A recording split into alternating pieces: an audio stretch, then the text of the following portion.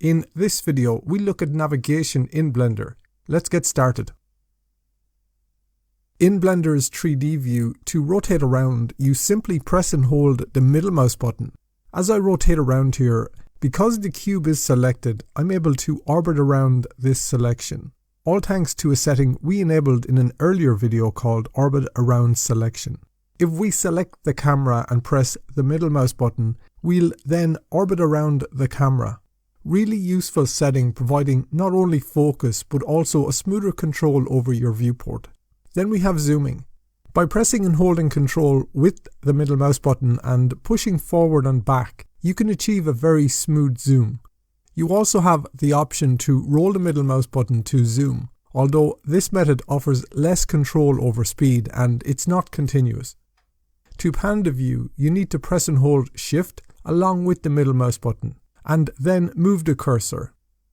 The middle mouse button and Alt key can also be utilized to switch views. First, switch into a front view by clicking the green circle on the gizmo. If you prefer shortcuts, numpad 1 gets you into a front view, and numpad 5 switches to an orthographic view. Your current view type is displayed at the top left, and you can switch back and forth between perspective and orthographic views using this button here.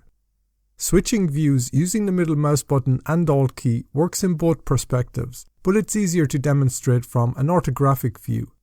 For a right view, press and hold Alt, then press the middle mouse button and drag right to left. Feels like dragging the view around.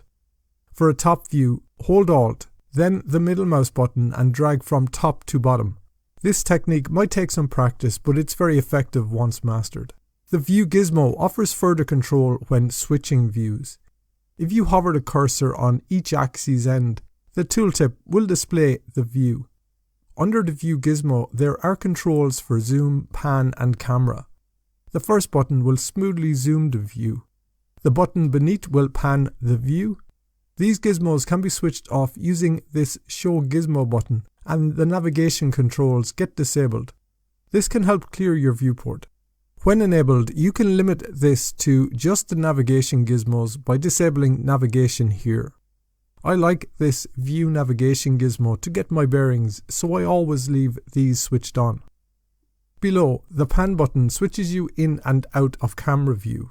Once the camera is selected in the outliner, it's highlighted in the 3D view. You can press and hold Shift with the middle mouse button to pan around, with the camera view remaining fixed. If you try and rotate, you will leave the view. To control the camera further, press N to open the sidebar, and in the View tab, put a checkmark in Lock Camera to View. This allows you to zoom, rotate and pan from within the camera view, aiding you in capturing the perfect shot. With Orbit Around Selection enabled and with the camera selected, the target object is the camera itself. If we select the cube, then rotate, we can orbit around the cube as it's now the selected object. This feature is particularly handy for focusing on and rotating around specific objects. Moreover, you can adjust the camera's focal length and depth of field. Simply right-click on the camera for the context menu and choose Adjust Focal Length. Pushing in or out will adjust it, and the value is displayed at the top left. Right-click again to exit. To exit camera view, we can click the camera icon. If you exit camera view and find yourself far away from the object you're working on, use numpad period to frame the selected object. To frame all objects in the scene, press the Home key. The navigation commands can be found in the View menu. In the Viewport menu, the different views and their shortcuts are listed. In addition to this View menu and the gizmos, there is a shortcut to open a View Pie menu. Pressing the apostrophe key will open this menu. Then click to select a view or press the corresponding number to switch into that view. If we press the apostrophe key again, you'll also find the zoom to the selected object from this menu.